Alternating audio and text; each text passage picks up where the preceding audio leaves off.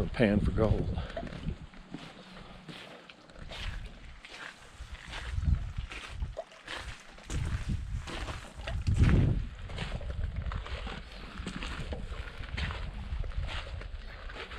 Please wear your mask when panning.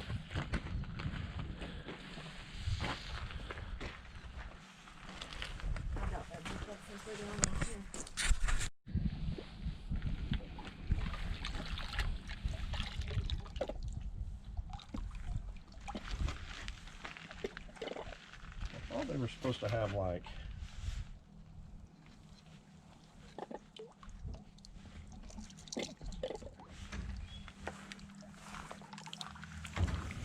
holes in the bottom, you know? Mm-hmm.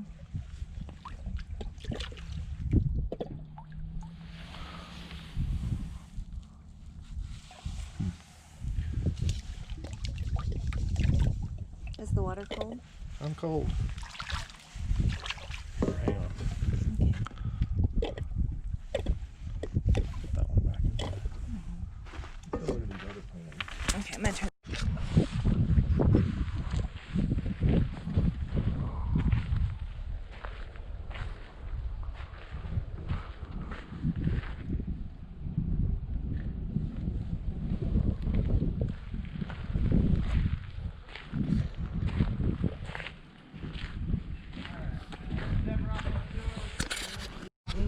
And they mined it for about 20 years. In 1904, they went up to that top portal and they built a 2-story boarding house.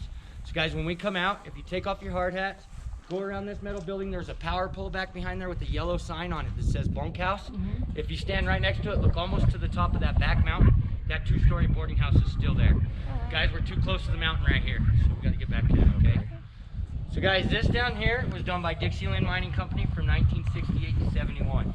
So Dixieland came in, they took in this level. You see that wooden trestle right under the cliffs there? They took that one and one more. So we have 7 levels running through this mining complex, okay? What I'm gonna do, I'm gonna run you about 1,500 feet underground. We'll all get off, walk around, I'll run some equipment for you and show you how we mine around here, okay? So guys, any questions before we go in? All right.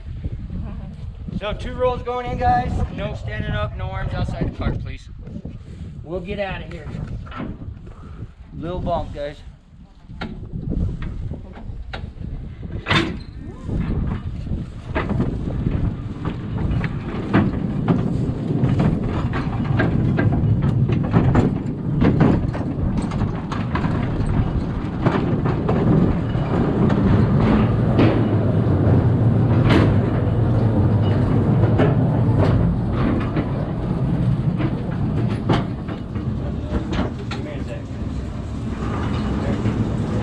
Don't be scared.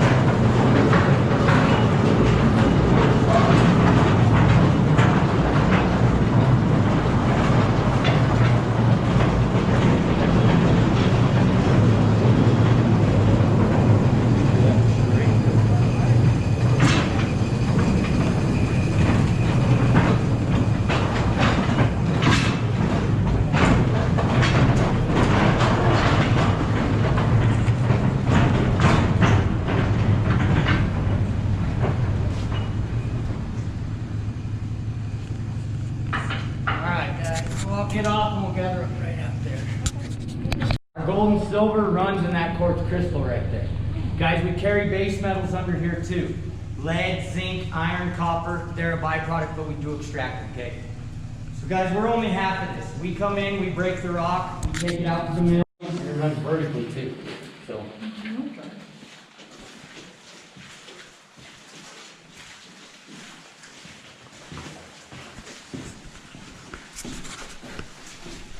Drill a pattern of holes into our rock to blast our rock.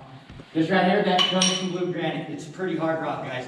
It takes us about 25 to 30 holes drilled into a pattern to blast our rock, okay? So as a single jacker, I strike my steel in the rock, give it a quarter turn, do it again, quarter turn.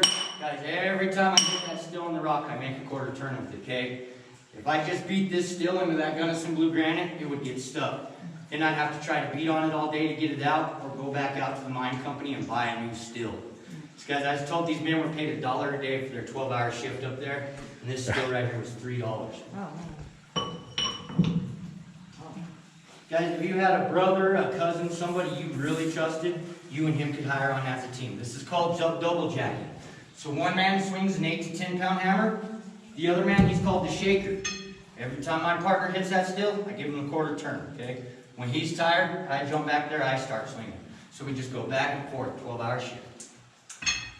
Guys, these men broke more ground together, so they paid them more. They paid them $1.50 a piece. It was worth it to hire on as a team, okay? More broken hands. So any questions on the single or double jacking, guys? I do have a question on the bunkhouse. Sure. I noticed the bunkhouse looks like it's milled lumber up there. I mean, it's a long way to look, but how did they get the lumber up there? Did they mill it to build the place? So first they got the tram system set. Right. And they set in the tram in the mill. Then once they had the tram set, that's when they started taking up all the wood and everything. I think there was a big mill down in town, so I think they got it all shipped out here on that trip. What year? That was 1904 when they built the bunkhouse, yes sir. Thank you. The first year that it started mining was 1880. Okay. Yes sir. Anything else guys on the single or double jacking? Okay, 1920s guys, we got into this. This is a liner drill. The miners called it several things, but the thing this was mostly known for, guys, was the Widowmaker. So when these first came out, they didn't have water adapted into them. That rock right there actually has silicon in it. The miners would drill into the rock, it'd produce the dust, and they'd inhale the dust and come down with silicosis, okay? Killed hundreds of miners. Guys, this is why this drill's so important. 1921, liner came in and he adapted water into these. So water runs in right here, runs down my drill head. My still has a hole all the way down it. It goes back to my bit that has 3 holes in it, okay? And it makes some mud back there. All drills nowadays have water running through them, okay? Saved a lot of lives. The other big thing with this, guys, is we got into air-driven equipment, so it was a lot faster, okay?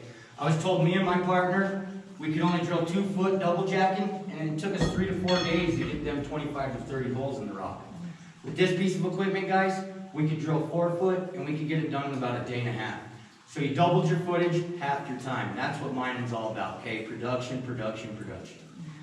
The bad thing with this drill, guys, is me and my partner would come in here, we'd set this whole thing up, I'd come over here, drill this roll of holes, we'd come back over, tear it all down, move it over a few feet, set it up again for your next drill, okay? So it takes time. So guys, I'll run this for you unless you guys don't want me to. It's pretty cool. So I would plug your ears, it's pretty loud. Ready, guys?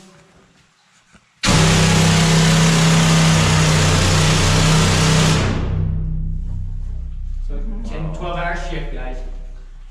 Wow. Did you guys smell that? You see that right there? Mm-hmm. That's rock drill oil, okay? That's the smell of money. So guys, what rock drill oil is, it's about 98% vegetable oil, okay? The mine company told me it's safe. I'm telling you it's safe. No, it's safe, guys. So, any questions on this liner? Nothing? Okay, late 30s, early 40s, guys, we moved into this. This is a jack leg, a Gardner Denver. So just 2 years ago when I was working over in your area, guys, this is still the piece of equipment we're using in these narrow vein mines, okay? As you see, I can pick it up by myself. So guys, I would set up right here. I'd start drilling my roll of holes. My partner would set up in the middle of the drift. He'd start drilling his roll of holes, and we both just shift that way, okay? So we should have 2 drills running at all times. Back here, I have what's called a cob. It's just a little knob. I twist it slightly forward. Compressed air runs in my drill head, down my leg, and and it pushes into the rock forming, okay? I'm not pushing on it like that one. It extends. So guys, you want to hear this one? Sure. All right, hold yours. It's loud.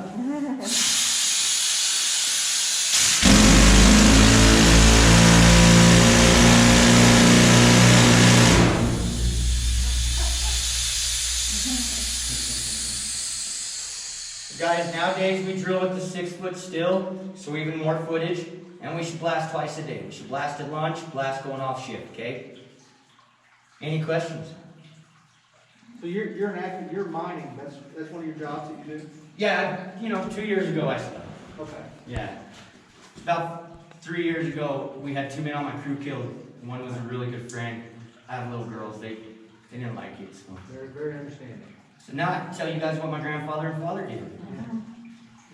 Awesome. Guys, anything else on the drilling methods? What kind of air pressure do you use? So that runs on about 120 psi constantly. If this was a running mine, like when we were over in Urate, we'd have 2 huge electric air compressors outside, 12-inch air line running in here, all acting like a receiver to have enough head. That mucking machine I'll run for you, it runs on like 160. So it's got to take a lot of big head. Is the louder noise causing more cave-ins? No, this Gunnison Blue Granite, it's tough. What happens is when you blast, it'll loosen up rocks. So you gotta check, and I'll show you how we check coming in. Yeah. Anything else, guys? All right, we'll move right over here, okay?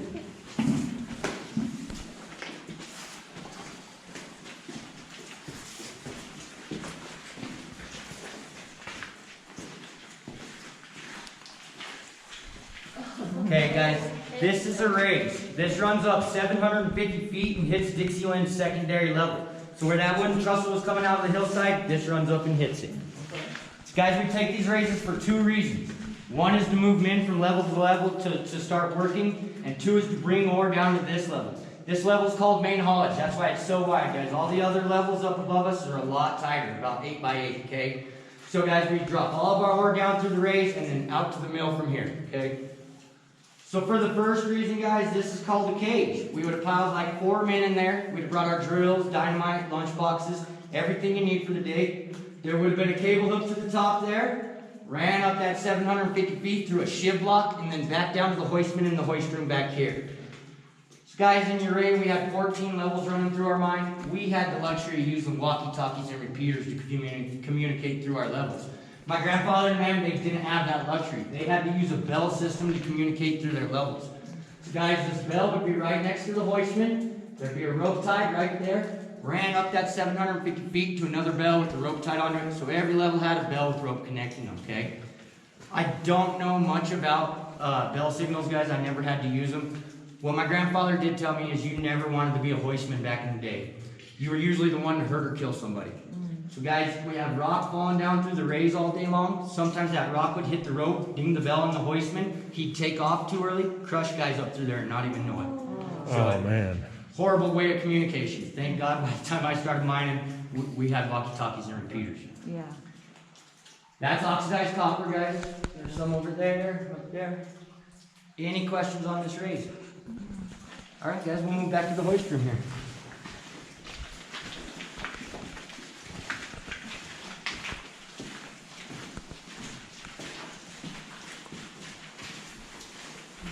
Guys, this would have been the hoist room. We'd had a big old hoist bolted down right here, 1/2-inch cable running from that hoist up this incline. That incline runs up there 250 feet and hits the raise, okay? So we'd have the cable run all the way to the raise through a shiv block, up 750 feet through another shiv block, and come back down and connect to our cage out there. When this was a hoist room, guys, we had 2 huge air doors right here, okay? The man gets in here, he shuts them air doors. There's a lot of loud equipment out there. He's got to be able to hear his bell system, so he shuts them air doors right there. Questions? No. All right. You guys are easy.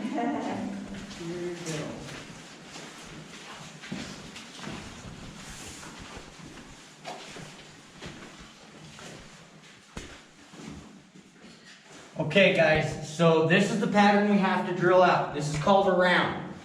This in the center, that is the most important part of the whole round. That's called a burn. Guys, we have hundreds of different burns for different types of rock. Like I was telling you, this is Gunnison Blue Granite. I would never shoot this small of a burn in this hard of rock, okay? I'd have a few more of those holes right there. Those are called dead holes. You never load a dead hole, you leave them empty, okay? So guys, I'd put another dead hole right here, one more right here. So when I shoot this first hole, we give it a place to fracture to, okay? We gotta start our movements out, then we bring it back in on top of itself. So guys, the gist of a burn, harder the rock, put in more dead holes. Don't put in too many dead holes times money, so you don't wanna. Around that burn, guys, I would put in a box. I'd put a hole there, there, there, and there. Then I'd come back, put in a diamond. Hole here, here, here, and here. Come off the top of my box out, diamond around it, okay? So that's how we break this gun with some blue, guys. Nowadays, our blasting caps are called non-Ls, non-electrics, okay? And the timing of them blasting caps are milliseconds. So the difference from 0 to 1, a millisecond. That's all we need to start our breaks, guys. So how I would blast this round nowadays is I would go 0, 1, 2, 3, 4s, 5s, 6s, 7s, 8s, 9s, 10s, 18s, okay? Shoot your bottom holes last, they're called your lifters, and you put time in between these back holes and the bottom holes. So you can let all your rock fall down, then it throws the rock away from the face, and it kind of fluffs it up for us to work with, okay? So guys, we drill this out 8 foot wide, 8 foot tall by 6 foot deep. When we blast in the rocks on the ground, it comes out to be about 22 tons of rock. The reason we know we come in with 1 ton ore cars or 5 ton. Guys, when we go outside, look to your left, those 2 cars out there, those are 5 ton Grambies. That's usually what we come in with, okay? After me and my partner blast, we always come back in with one of these. It's called a scaling bar. Guys, we'd start at least 300 feet away from our face, and you start tapping your rock, and you can hear good rock from bad rock. So good rock, bad rock. Hear that hollowness to it? So guys, that means there's fractures back there. I gotta get that tip in there and get all that rock out. Me and my partner get lazy. We just run back in here, start drilling. We'll rattle a big rock loose over our head, drop it on us, kill us. It's called getting slabbed, and it's killed a lot of men. So you always tap your way back in. Questions?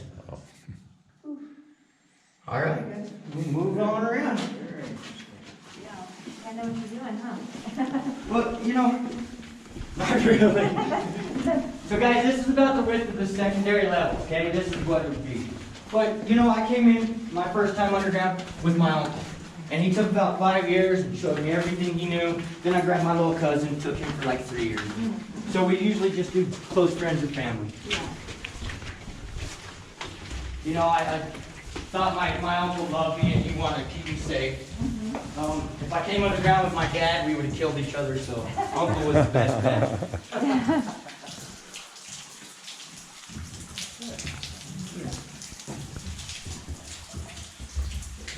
Okay guys, this right here, this is an ore chute. This is the second reason we take those raises up. So just above all this metal is just another 750 foot raise, okay? Guys, what happens is me and my partner are up on that secondary level. We just blasted, we got our 22 tons of rock on the ground. I'd use what's called a slusher, okay? I'll take you right over there and I'll run it for you. Guys, I send my bucket out, grab the rock, pull it back to the hole. It falls down and gathers up right here. Then we have a man called a tram man. Comes in with 10 empty ore carts. Pulls his first ore cart right under that chute. Guys, back in the day, these were all wooden. So the man would stand back behind his ore cart, use a metal rod, lift up his wooden door, let the rock fall into the ore cart till it's almost full. Then you try to smack your door back down with that rod. Guys, if you heard about men getting buried up around here, it wasn't because of ground collapse, okay? It's because of them wooden ore chutes. A guy get his door open, fill up his car, go just smack it back down, a big rock will get jarred in there, and tons just keeps coming at a guy. Buried, okay? The other thing is if you got a guy up top that's real lazy and he drops a real big rock down, it'll blow right through them wooden ore doors. Guys, we moved into these metal ore chutes super early. I never even used a wooden ore chute. So with these, we have an air ram hooked right here to our rig. I pull my ore cart right under there, walk over here out of danger's way, throw a lever, boom, that jaw kicks open, fill it up, throw it back, it slams shut, okay? So second reason for these raises, guys, production. If we're looking in here, this is main haulage.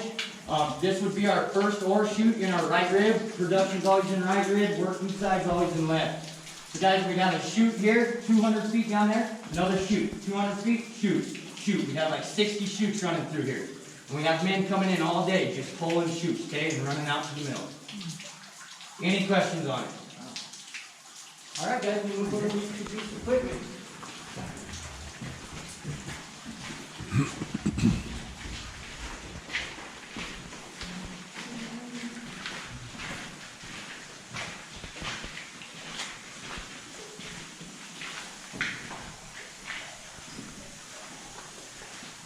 Okay, guys, so this is the slusher I was telling you about.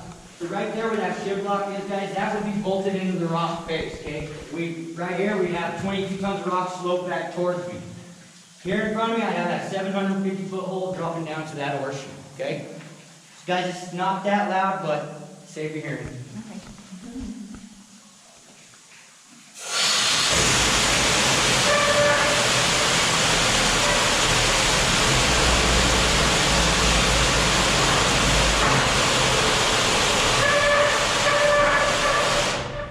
So that's it, guys.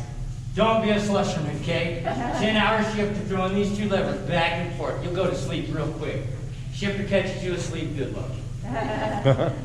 Guys, it's not that high-paying job. I just stay away from it.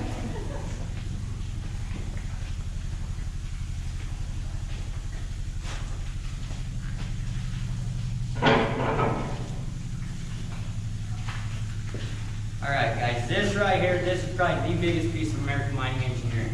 Guys, this is a big piece of America. So before this piece of equipment, them men had to move that rock by hand into these ore cars, okay? And I heard it took up to a week to get their 22 tons of rock out. This is a 12B mucker, an Ironco overshot rocker bottom. Guys, with this, if me and my partner were hitting all cylinders, going good, we could get our round out in about an hour and a half, 2 hours in here, okay?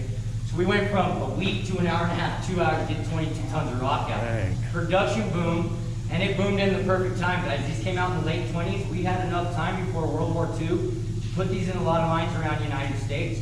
Guys, this was our battleship builder. This is a big part of us as Americans. So, guys, this is the loudest, so I would definitely plug your ears. It's loud.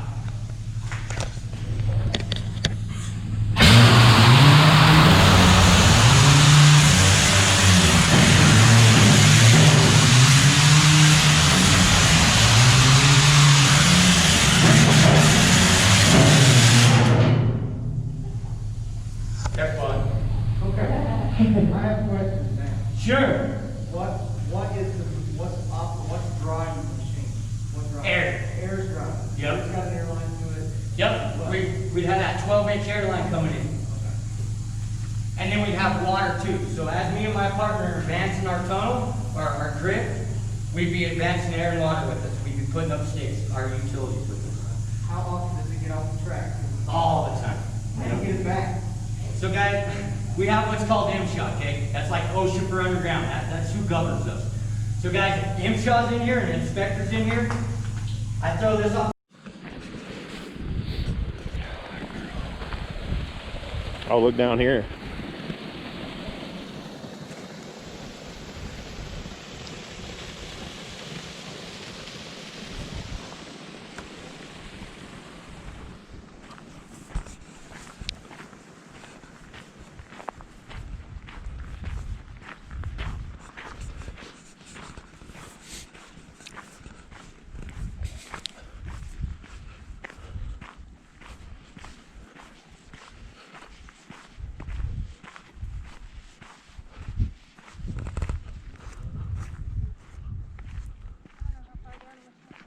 Well, that's it right there.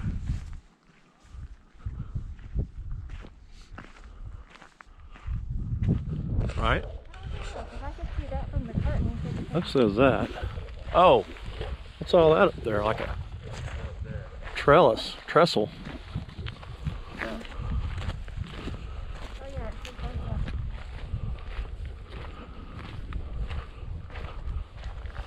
See over there? Right up the mountain, right up there. Kind of looks like a trestle.